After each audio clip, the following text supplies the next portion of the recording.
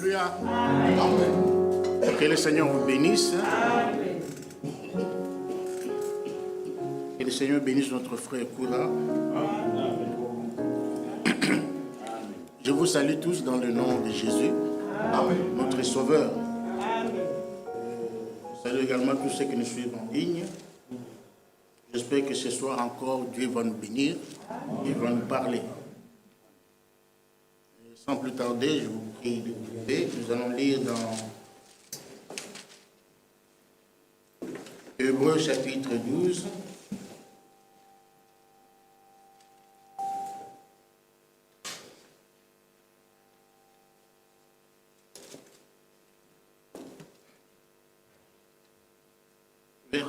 Hébreux chapitre 12, à partir du verset 12 jusqu'au verset 17.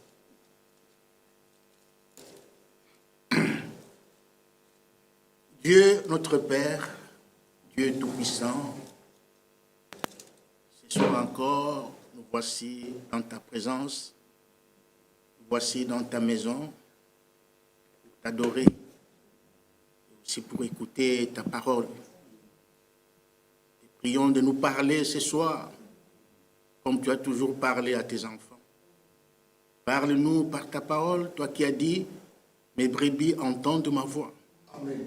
Nous voulons entendre ta voix encore ce soir. C'est pourquoi, Seigneur, efface-moi, ô Dieu Tout-Puissant, mais prends toutes choses en main. Amen. Que ma bouche te serve de micro, Seigneur Dieu, pour parler à ton peuple. Amen.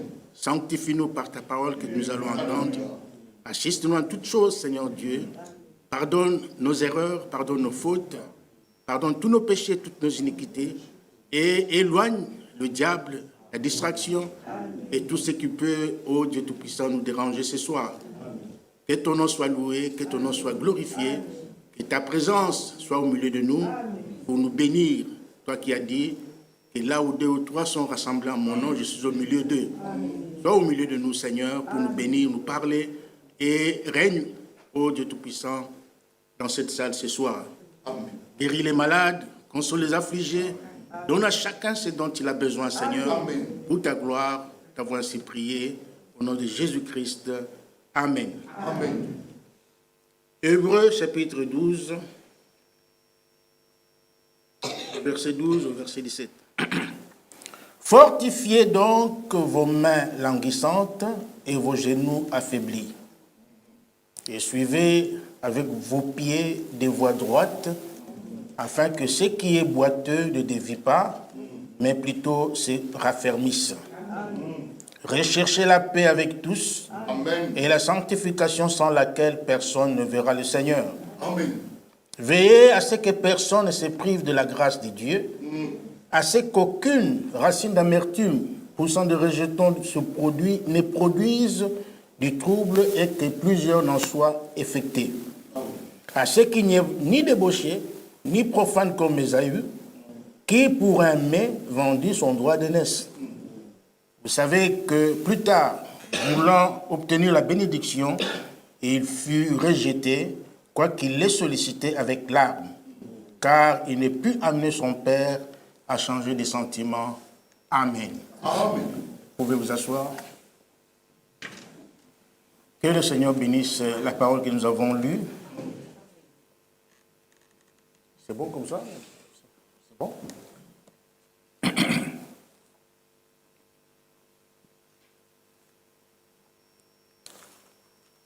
J'avais dans mon esprit l'idée de revenir un peu sur ce que nous avions dit dimanche concernant les lieux de tourment et les lieux de consolation pour une bonne compréhension. Mais Dieu voulant, nous allons le faire vendredi ou dimanche comme le Seigneur nous conduira. Parce que c'est vraiment important, il faut que ça soit bien compris. Ce soir, nous allons continuer avec notre sujet que nous avons commencé c'est quand? Dimanche. Donc la sanctification. Jusque-là, nous avons vu la justification. Nous avons collé la justification à la repentance parce que c'est vraiment... ça marche ensemble. Pour être justifié, il faut d'abord être pardonné. Et pour être pardonné, il faut se repentir.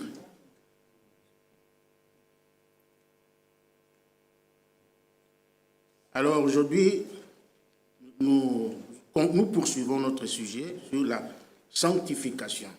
Nous avons montré que la sanctification est un mot grec composé qui veut dire nettoyer, donc laver et mis à part pour le service. Lorsqu'on est justifié, c'est-à-dire qu'on est pardonné, on ne doit pas s'arrêter là, on doit continuer le chemin. C'est un processus. On doit aussi expérimenter la sanctification parce que Paul, comme nous l'avons lu au verset 14, sans la sanctification, personne ne verra le Seigneur. C'est comme ça, c'est le chemin que Dieu a tracé. Mais nous allons lire d'abord Frère Franck, dans le christianisme traditionnel.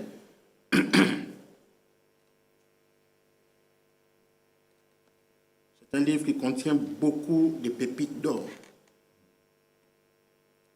Il dit, ce thème de la sanctification fait également partie de la prédication du plein évangile.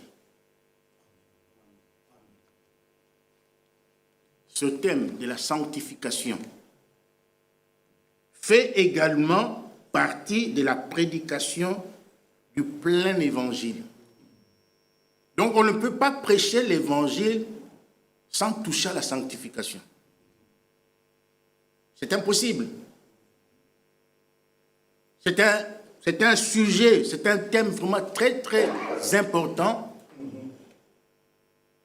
Parce que Paul insiste, il dit que sans la sanctification, notre but que nous poursuivons en venant dans la maison de Dieu, c'est de voir le Seigneur Jésus-Christ un jour. C'est ça le but. C'est ça le but. Si tu viens pour autre chose, ça c'est ton problème. Tu auras ce que tu demandes à Dieu, et puis bon, c'est fini, et tu auras manqué le but. Mais notre but, objectif principal, pour chaque croyant, le but, le désir, c'est de voir Jésus-Christ. De voir face à face. De voir tel qu'il est. Mais continuons d'abord.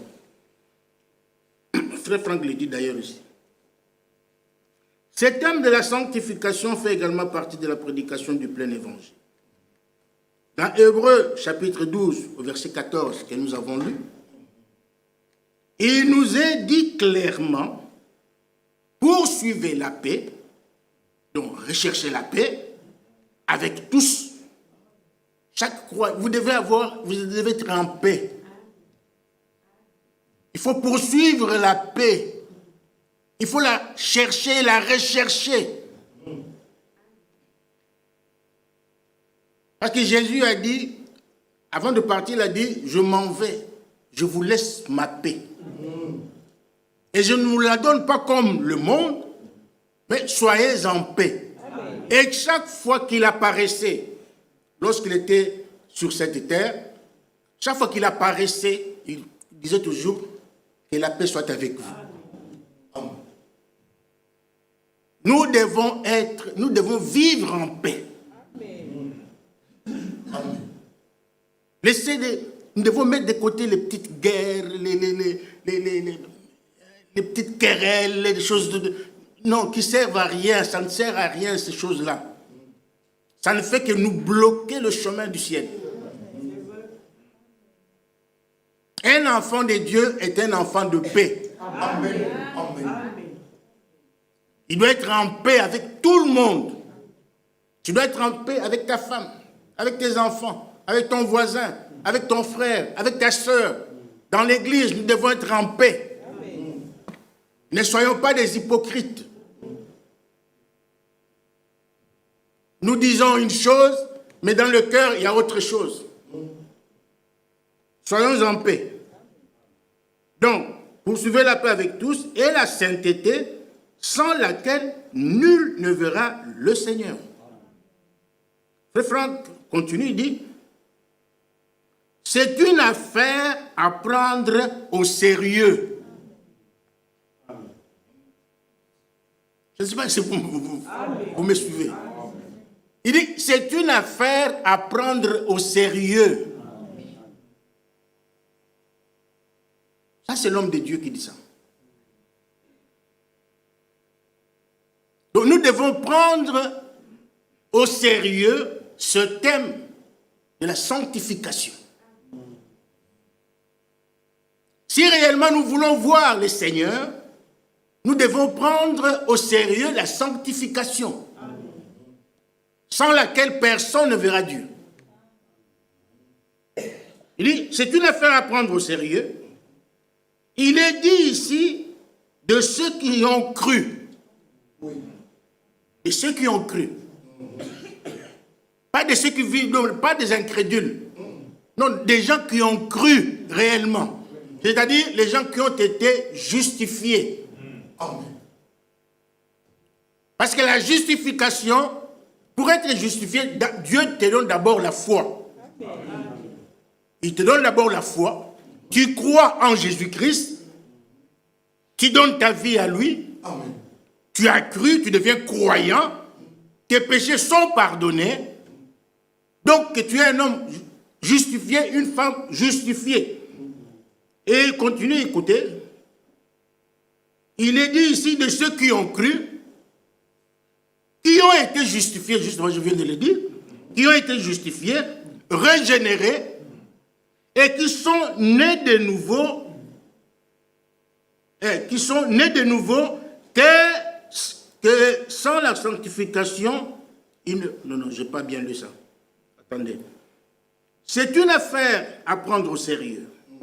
Il est dit ici de ceux qui ont cru, qui ont été justifiés, régénérés, et qui sont nés de nouveau, que sans la sanctification, ils ne verront pas le Seigneur. Tu as cru en Jésus-Christ. Tu as été baptisé dans l'eau. Dieu a pardonné tes péchés. Tu es donc justifié. Devant Dieu, quand Dieu te regarde, il ne voit pas le péché, il ne voit que le sang de Jésus-Christ. Mais la sanctification, Hébreux 12, 14, te concerne. Il ne concerne pas les gens du monde. Non. Il te concerne, toi ici ce soir, toi qui es assis ici ce soir. Le Hébreux 14 et Hébreux 12. 12, 14 te concerne. Amen. Donc, Dieu te dit que sans la sanctification, tu ne verras pas le Seigneur. C'est ça le problème.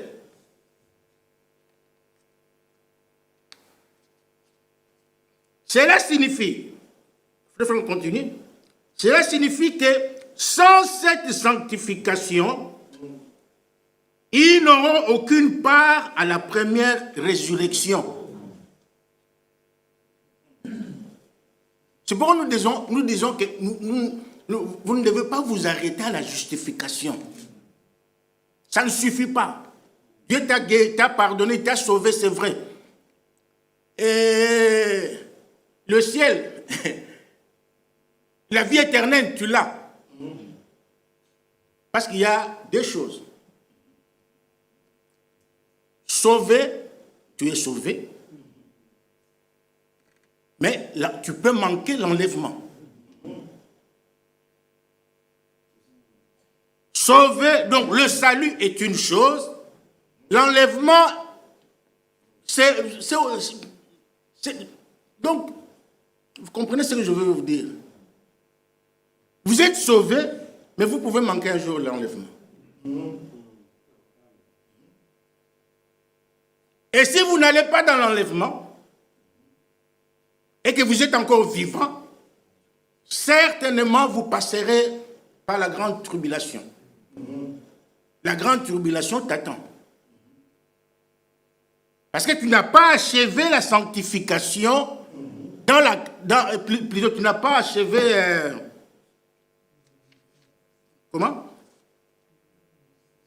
Ah, merci frère. Tu n'as pas achevé tu n'as pas achevé ta sanctification dans la crainte de Dieu. C'est ce que dit la Bible. Tu peux être sauvé, mais manquer l'enlèvement. Tu es sauvé à la justification. Dieu te donne la foi, tu crois en Jésus-Christ, tu es sauvé. Et la Bible dit, Dieu a tant aimé le monde qu'il a donné son Fils unique, afin que quiconque croit en lui ne périsse point, mais qu'il ait la vie éternelle. La Bible dit quiconque. Donc tout celui qui croira en Jésus-Christ sera sauvé. Où qu'il soit. Qu'il soit pentecôtiste, qu'il soit baptiste, qu'il soit... Donc, s'il croit en Jésus-Christ, il est sauvé. Mais l'enlèvement, c'est autre chose. L'enlèvement, c'est pour les élus. Amen. C'est pour ceux qui continuent à marcher avec le Christ.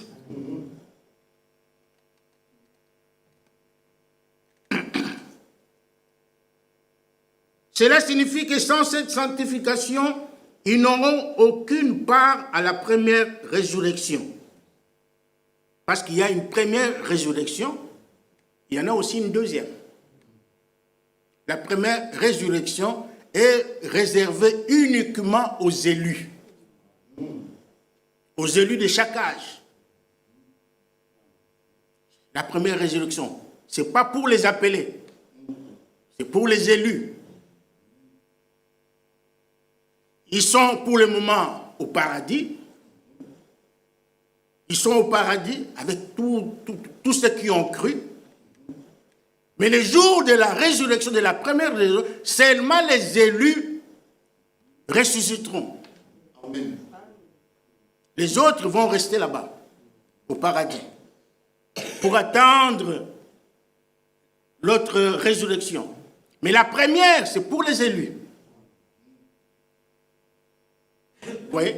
Donc, comme nous sommes là, nous avons été baptisés dans l'eau, nous avons cru, nous sommes sauvés. Mais si tu ne passes pas par la sanctification, tu n'achèves pas la nouvelle naissance, donc l'enlèvement pour toi n'existe pas. La première résurrection n'aura pas lieu pour toi. C'est comme ça. Ils ne seront pas transmués et enlevés pour avoir part aux noces de l'agneau. C'est-à-dire que tu ne vas pas expérimenter la transmutation. Tu ne vas pas non plus t'asseoir dans cette salle de noces avec Abraham, Isaac et les autres, Branham, tout ce que vous connaissez qui sont déjà partis. Donc vous ne serez pas à table avec tous ces gens-là pour manger à la table de noces. Pourquoi? Parce que vous avez négligé la sanctification.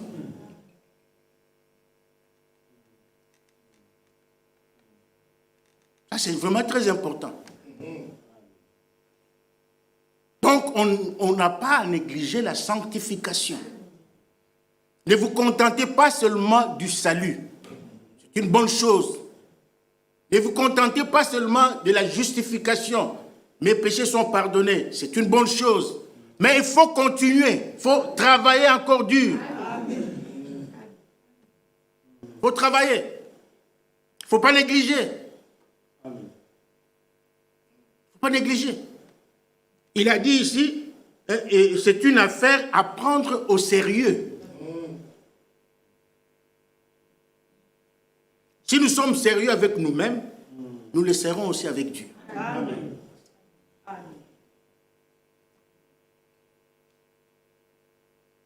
Et la Bible dit, c'est Jésus qui a dit, si vous êtes fidèles dans les petites choses, vous le serez aussi dans les grandes. Amen. Si vous êtes juste dans les petites choses, vous le serez aussi dans les grandes. Amen. Donc ne négligez pas la sanctification. Donc, ils ne seront pas transmués et enlevés pour avoir part au repas de noces. C'est justement, mais écoutez bien, c'est justement cela le but de tous les efforts des croyants. Amen. Les efforts que nous fournissons tous les jours ont pour but de voir le Seigneur. Amen. Si nous gênons, nous prions, nous faisons tout ce que nous pouvons faire, tout ce que nous faisons dans notre vie, le but principal, c'est... Qu'est-ce qu'il dit? C'est justement cela le but de tous les efforts des croyants. Ils aimeraient le voir. Le voir, car c'est alors qu'ils seront transformés à son image. Amen. Est-ce que vous êtes là? Amen. Parce que nous serons transformés. Nous serons transformés à l'image de Christ. Amen. Dans le jardin d'Éden, souvenez-vous, quand Dieu a créé l'homme, il a dit aux anges, faisons l'homme à notre image. Nous serons transformés. Nous serons transmués pour aller au ciel. Pour vivre avec lui dans la vie éternelle. C'est ça le but que nous poursuivons.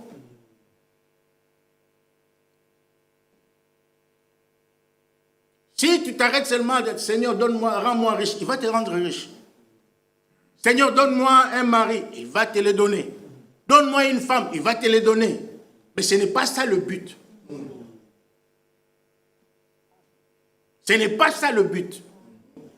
Le but que poursuit un vrai chrétien, c'est de voir Jésus face à face. Amen. Frère Branham, lorsqu'il a été enlevé au paradis, il a posé une question, là, aux anges certainement. Non, il avait posé la question aux gens qui étaient venus l'accueillir. Où est Jésus? J'aimerais le voir. Son souci était de voir Jésus. Pas tout ce qu'il avait vu, il voulait voir Jésus. On lui a dit, Jésus est là, en haut. Tu ne le verras pas maintenant. Ce n'est pas aujourd'hui que tu le verras. C'est ça les soucis d'un croyant.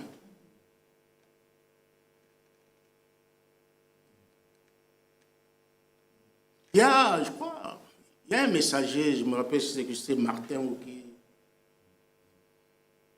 qui désirait, qui ne voulait pas la couronne. Lui, il dit, non, moi je veux voir Jésus. Voir Jésus. Ça doit être ton désir. Amen. Ça doit être ton souci, ça doit être ta prière de tous les jours. Amen. Voir Jésus tel qu'il est. Amen. Et la Bible dit, nous le verrons tel qu'il est. Amen. Parce que nous serons semblables à lui. Amen.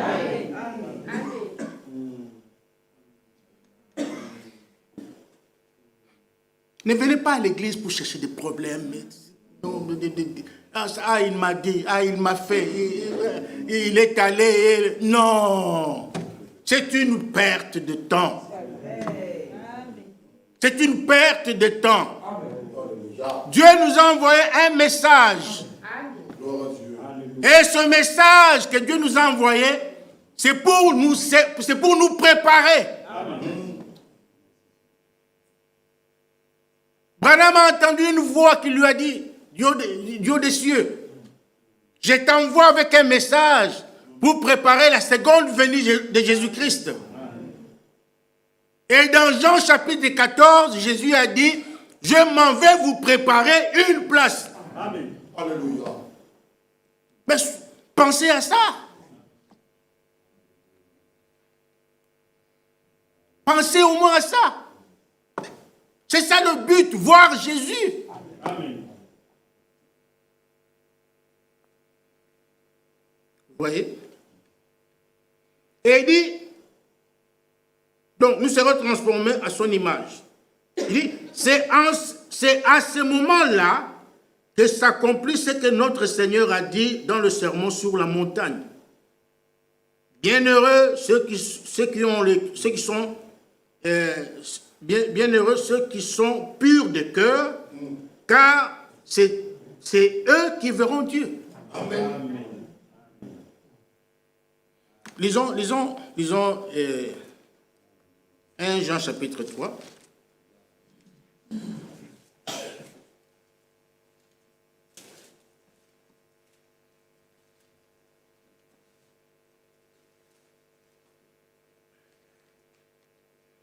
Voyez quel amour le Père nous a témoigné.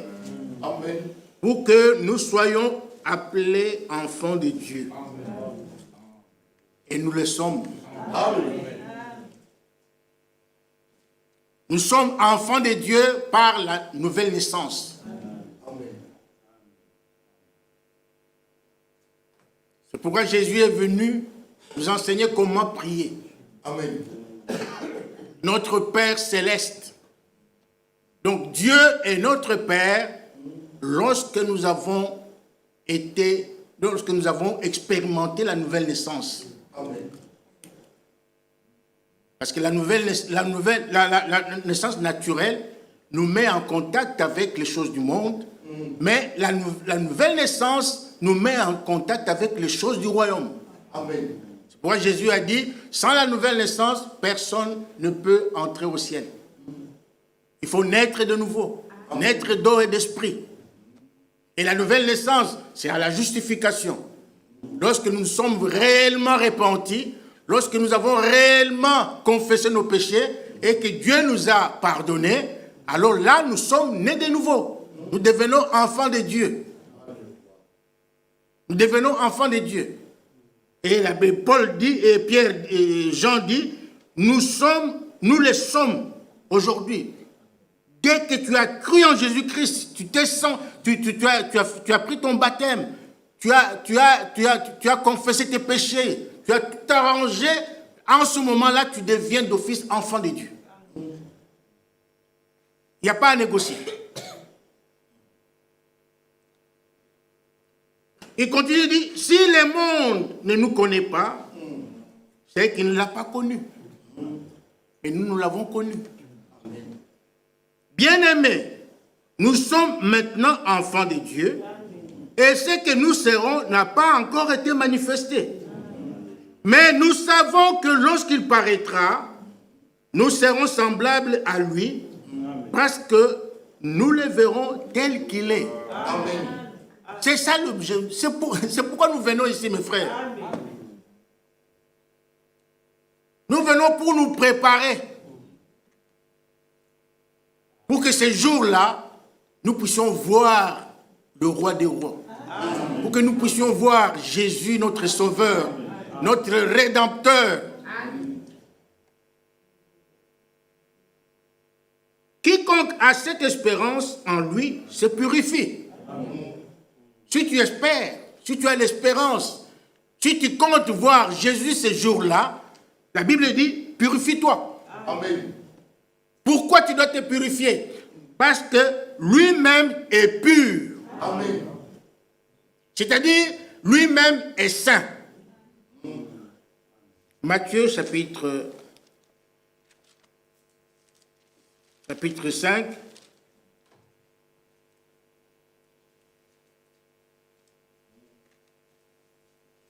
Verset 8. Heureux ceux qui ont le cœur pur, Amen. car ils verront Dieu. Ceux qui ont le cœur pur. Ceux qui ont un cœur sans tache.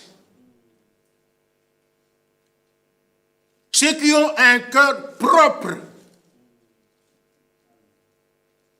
Un cœur dans lequel on ne trouve rien de mauvais, rien de ce monde, des choses du monde, rien.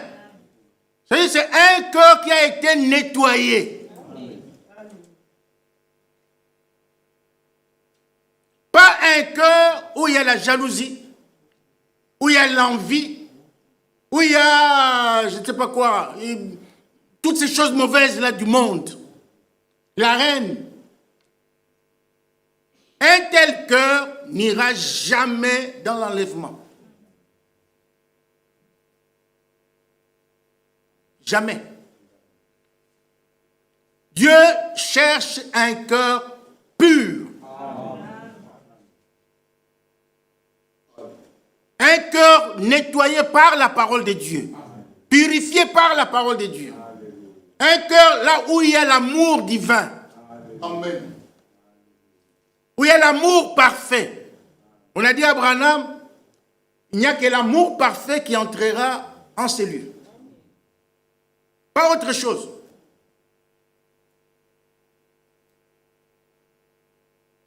L'amour vrai. Pas un amour avec hypocrisie. Un amour sincère. Et celui qui aime sincèrement, on sait le voir. Oui. Celui qui aime avec hypocrisie, on sait aussi le voir. Ces choses-là sont dans la Bible. Celui qui aime sincèrement et celui qui aime avec hypocrisie. Ça y est dans la Bible. Romains.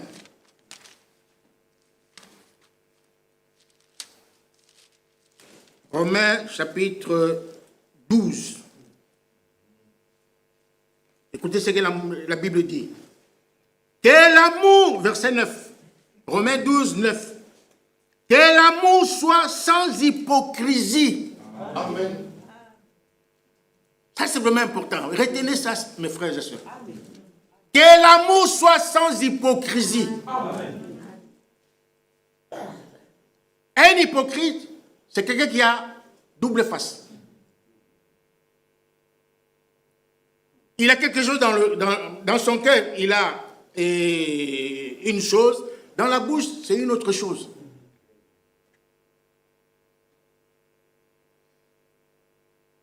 C'est quelqu'un qui aime à la manière de Caïn.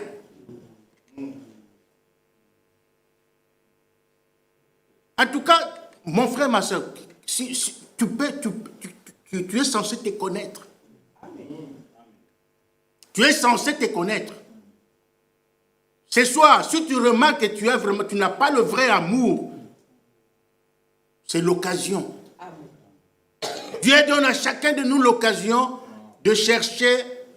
Et puis, chacun de nous a aussi le droit de prendre un nouveau départ dans sa vie. Amen. Lorsque tu te reconnais pécheur, tu te reconnais mauvais, prends un nouveau départ. Prends un nouveau départ. Il n'est pas encore trop tard. Dieu ne viendra pas chercher les hypocrites. Je peux te tromper, tu peux me tromper, mais personne ne trompera Dieu. Amen. Amen. Personne. Amen. Amen. Amen. Que l'amour soit sans hypocrisie. Ayez le mal en horreur. Attachez-vous fortement au bien. C'est ça un chrétien. Le vrai amour.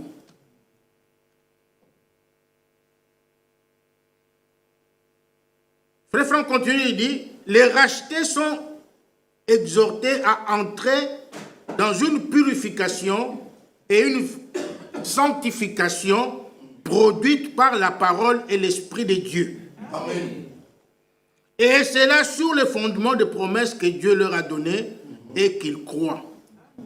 Donc, la purification, la sanctification sont produites par la parole de Dieu. Amen.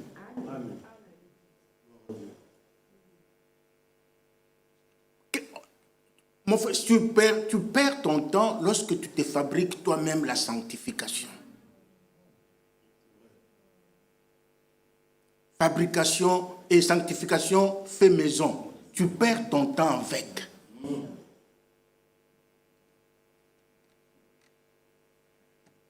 Tu essaies d'être juste alors que tu ne l'es pas.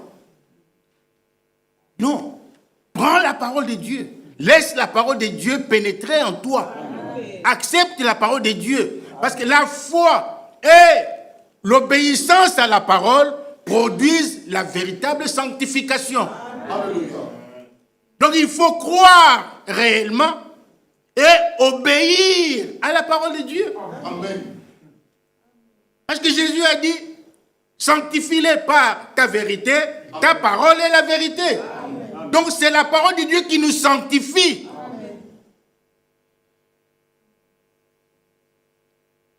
Vous voyez? C'est la parole de Dieu qui nous sanctifie.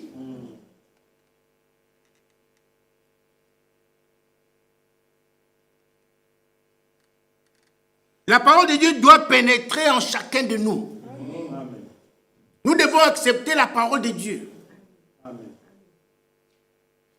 Matthieu chapitre...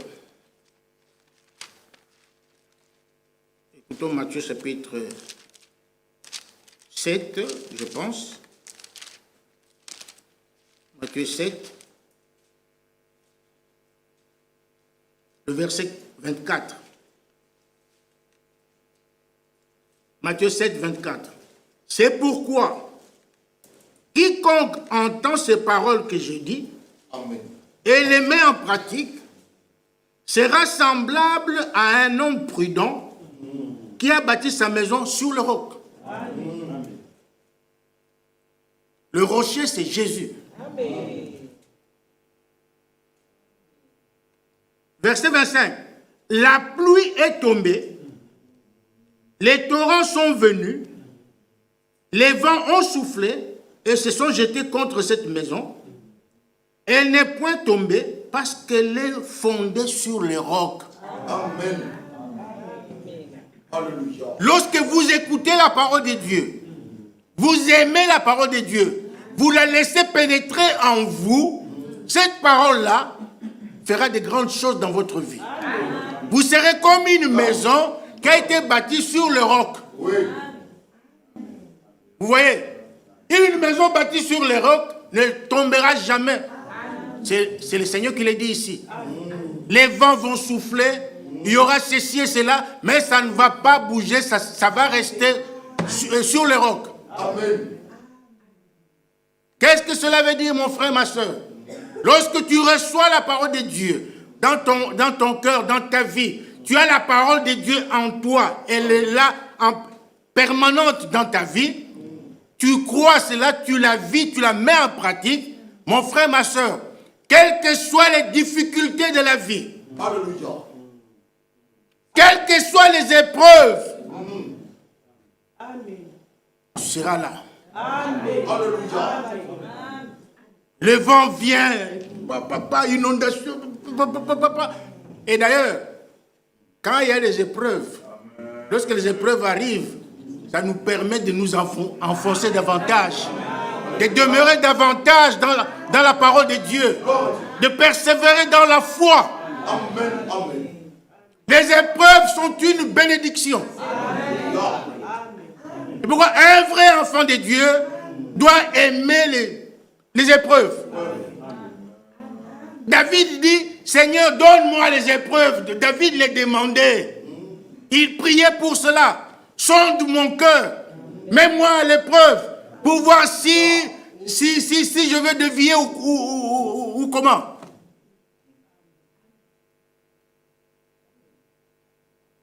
Évidemment, l'homme naturel n'aime pas les épreuves.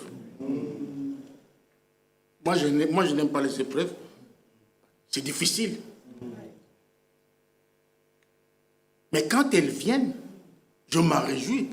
Parce que Dieu, je comprends que Dieu m'aime. Amen. Amen.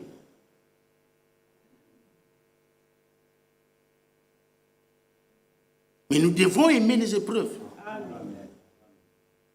Ça nous fait du bien. Amen. Hébreu nous dit ceci, à propos des épreuves. Hébreu chapitre...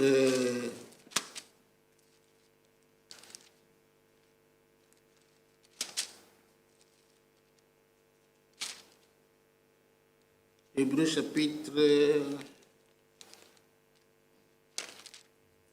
chapitre 12. Verset 5, il dit... Non, verset 4. Vous n'avez pas encore résisté jusqu'au sang en luttant contre le péché.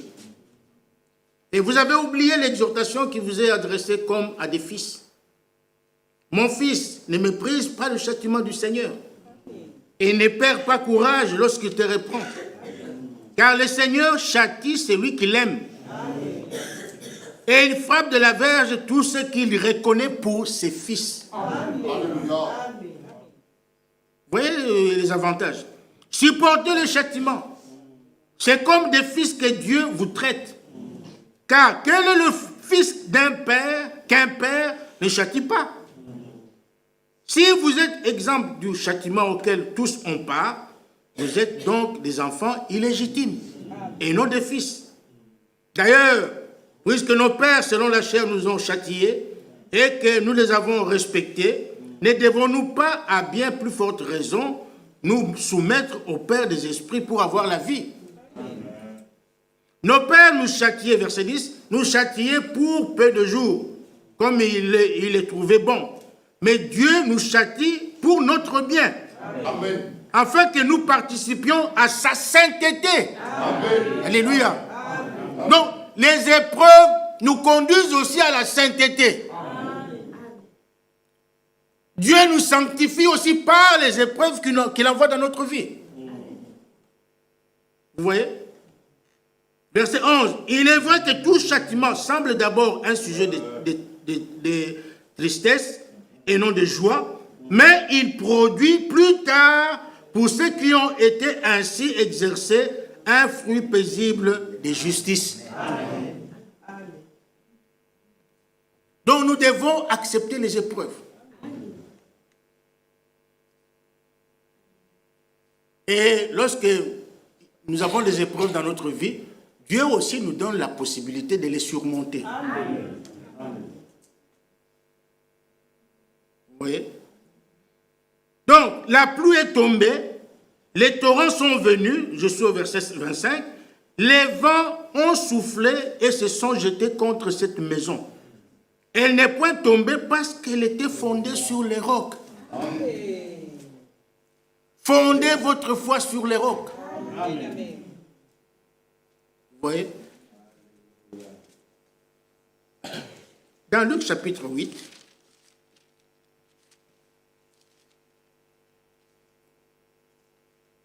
Luc chapitre 8, le Seigneur nous dit ceci. Verset 19. La mère de Jésus, plutôt, la mère et les frères de Jésus vinrent les trouver, mais ils ne purent l'aborder à cause de la foule. On lui dit, ta mère et tes frères sont dehors et ils désirent te voir. Vous aussi, vous avez un bon désir, hein? Désirez voir Jésus. Même ces groupes-là des Grecs, messieurs, nous voulons voir Jésus. Il faut vraiment chercher, il faut avoir ce désir-là, voir Jésus. Alors, il désire te voir.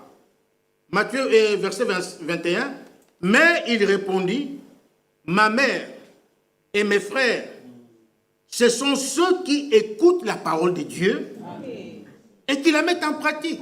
Amen. Amen.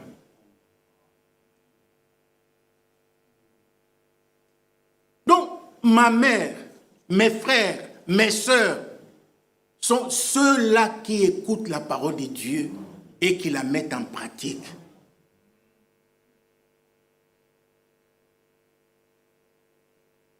Je ne sais pas si vous comprenez, c'est vraiment profond. Hein? Donc si tu ne mets pas en pratique la parole de Dieu, si tu n'écoutes pas la parole de Dieu, tu n'es pas mon frère, tu n'es pas ma soeur. C'est ce que Jésus veut dire ici.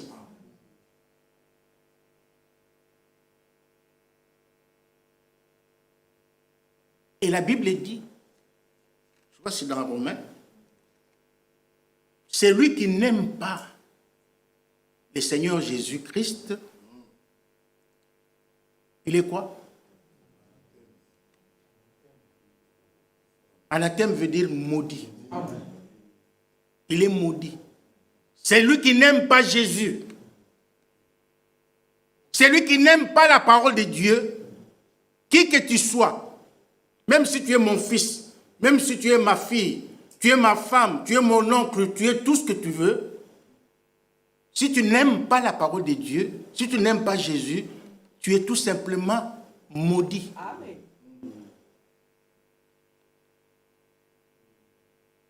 C'est écrit, hein? Amen. Amen.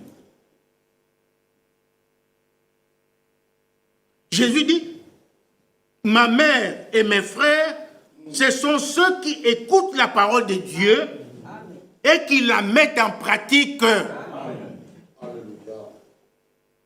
Jacques 1, 22 nous dit, mettez la parole de Dieu en pratique. Ne vous bornez pas seulement à l'écouter. Vous devez la laisser pénétrer dans votre cœur pour la mettre en pratique. Alléluia. Paul dit, nos capacités viennent de Dieu. Amen. C'est Dieu qui nous rend capables de vivre sa parole. Alléluia. C'est Dieu qui nous rend capables de mettre sa parole en pratique. Si quelqu'un dit, ah non, non, non, ça c'est vraiment, je ne saurais pas, en tout cas, j'abandonne. Alors il n'a rien compris. Il n'a rien compris. La parole de Dieu, même si elle est difficile, le groupe là, dans Jean chapitre 6, les groupes qui avaient dit, ah, cette parole est dure, qui peut l'écouter, sont partis. Ils n'avaient rien compris. La parole de Dieu est facile à mettre en pratique. Pourquoi j'ai dit facile? Parce que c'est Dieu qui nous donne les capacités. Amen. Seigneur, cette parole est dure, comment je veux vraiment la vivre? Aide-moi. Le Seigneur va t'aider. Va t'aider à mettre sa parole. Parce que mais c'est ça l'objectif. Jésus a dit, soyez parfaits comme votre Père Céleste est parfait. 1 Pierre. 1 Pierre.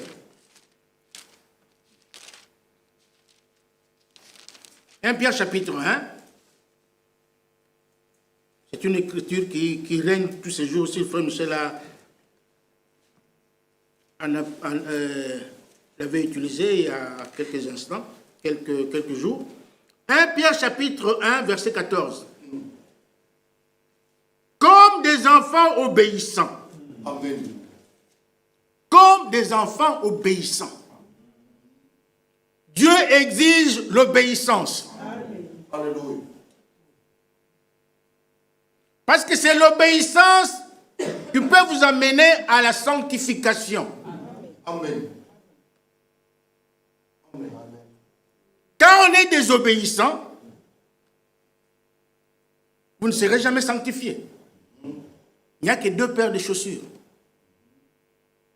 Deux paires de chaussures. La foi et l'obéissance. C'est une paire. De l'autre côté, l'incrédulité et la désobéissance. Alors vous êtes de quel côté? Que chacun choisisse ce soir. Quelle paire de chaussures tu mets? Les véritables croyants, véritables fils de Dieu, enfants de Dieu, mettent la foi et l'obéissance. Ça marche ensemble. Elles sont sœurs. Elles marchent ensemble. La foi et l'obéissance. Si vous n'obéissez pas à la parole de Dieu, vous n'êtes pas enfant de Dieu. Ou peut-être le temps de comprendre n'est pas encore arrivé. Bon, ce n'est pas moi qui pointe qui est enfant de Dieu et qui ne l'est pas. Non. Peut-être que vous êtes encore en retard. Mais c'est très grave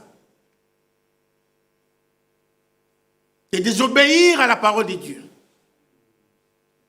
Dans 1 Samuel, il y avait un roi à qui Dieu avait donné des ordres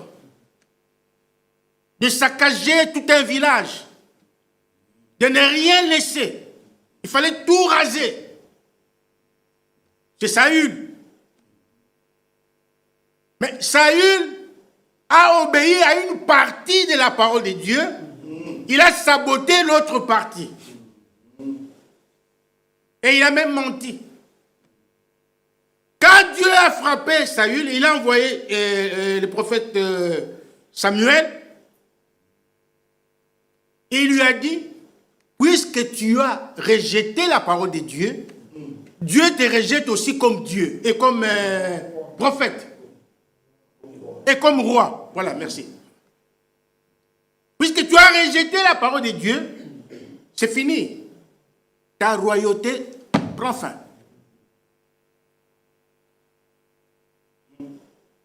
Et Dieu n'a pas changé. Il est le même hier, aujourd'hui, éternellement. Dieu te parle chaque jour. Il te dit, arrête de faire ceci, arrête de faire cela. Ne va pas là-bas, ne va pas là-bas. Ne t'habille pas de cette manière, fais ceci. Toi, tu t'entêtes toujours. Un jour, Dieu te dira, fini. Dieu parle, il parle toujours à ses hommes, il parle toujours. Mais un jour, il te parlera pour la dernière fois.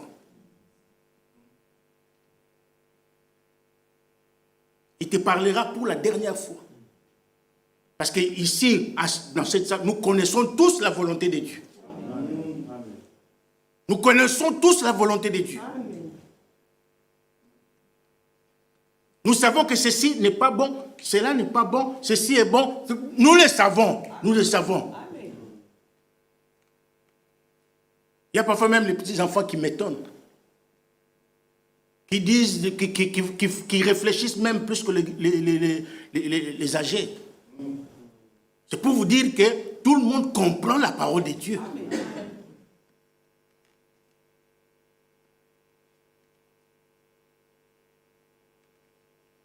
Comme des enfants obéissants, ne vous conformez pas aux convoitises que vous aviez autrefois, quand vous étiez dans l'ignorance. Mais, puisque celui qui vous a appelé est saint, vous aussi soyez saints dans toute votre conduite. Alléluia. Verset 16. Selon qu'il est écrit, vous serez saints, car je suis saint. Amen. Dieu est saint.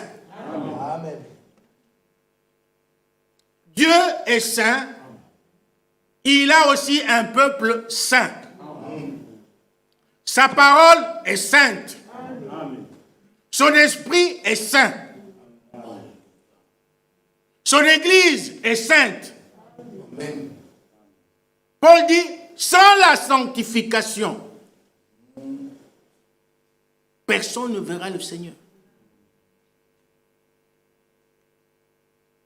Donc notre prière de tous les jours, Seigneur, sanctifie-moi. Seigneur, purifie-moi. Seigneur, ôte en moi ceci et cela. Parce que quand Dieu nous parle, il nous fait voir nos fautes. Amen. Il fait voir à chacun, il met devant chacun de nous un tableau. Ah, je suis ceci.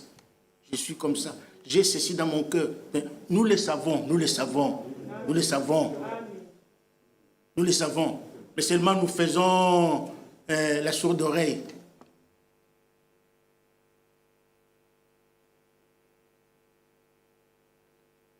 Nous avons des langues comme des flèches.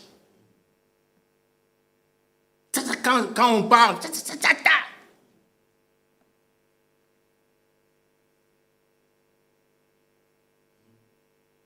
pourquoi nous devons contrôler notre langue. C'est cette langue ici qui nous fait pécher. Amen. Nous devons contrôler nos paroles qui sortent de notre bouche. Amen.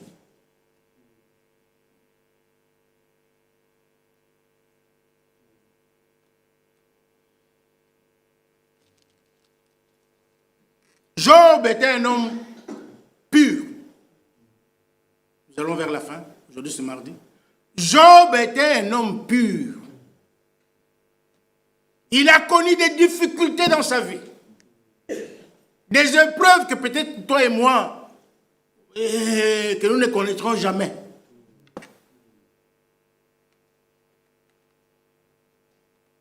Nous connaissons tous l'histoire de Job. Job, chapitre 1, lisons quelques versets, puis nous terminons. Job, chapitre 1. Job était un homme pur, un homme saint. C'était un homme exemplaire. Nous devons suivre l'exemple de Job.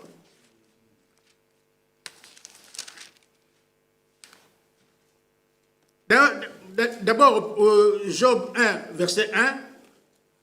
Il y avait dans le pays d'Uth un homme qui s'appelait Job. Et cet homme était intègre et droit. Il craignait Dieu et se détournait du mal. Amen. C'était un homme sage et intelligent. Parce que la crainte de Dieu, c'est le commencement de la sagesse. Amen. Et s'éloigner du mal, c'est ça l'intelligence. Amen. Job était comme ça. Sois-le, mon frère. Sois-le, ma soeur. Soyons sages. Soyons intelligents. N'aimons pas le mal. Fuyons le mal. Amen. Craignons Dieu. Craignons Dieu. Parce que si tu ne crains pas Dieu, l'ange de l'Éternel ne campera jamais autour de toi. Job, verset 20, chapitre 1, verset 20. Alors, Job s'éleva après l'annonce qu'il avait eue, s'éleva, déchira son manteau et se rasa la tête, puis se jetant par terre, il se prosterna. Il s'est même prosterné. Et il dit, je suis sorti nu du sein de ma mère, et nu je retournerai dans le sein de la terre. L'Éternel a donné, et l'Éternel a ôté. Que le nom de l'Éternel soit loué. Amen. Mais si c'était nous, si c'était toi et moi, on aurait maudit Dieu. Ah, pourquoi Dieu me fait ceci? Pourquoi il a permis ceci? Pourquoi il ne m'aime pas? Mais ce n'est pas ce que Job a dit. Maintenant, le verset 22, écoutez bien. En tout cela, Job ne pécha point et n'attribua rien d'injuste à Dieu. Amen. Voilà notre exemple. Au verset chapitre 2, écoutez, le chapitre 2. Sa femme lui dit, tu demeures ferme dans ton intégrité, maudit Dieu et meurs. Maintenant écoutez Job. Mais Job lui répondit, tu parles comme une femme insensée. Quoi? Nous recevons de Dieu le bien et nous ne recevrions pas aussi le mal. En tout cela, Job ne pécha point par ses lèvres. Je dis bien, il ne pécha point par ses lèvres. Que Dieu nous aide. Amen. Terminons avec 1 Thessaloniciens. 1 Thessaloniciens chapitre 5.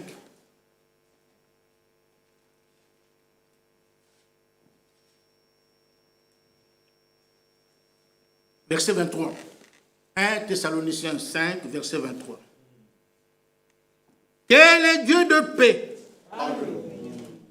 vous sanctifie lui-même tout entier.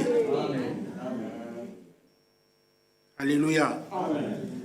Et que tout votre être, l'esprit, l'âme et le corps, soient conservés irréprochables lors de l'avènement de notre Seigneur Jésus-Christ.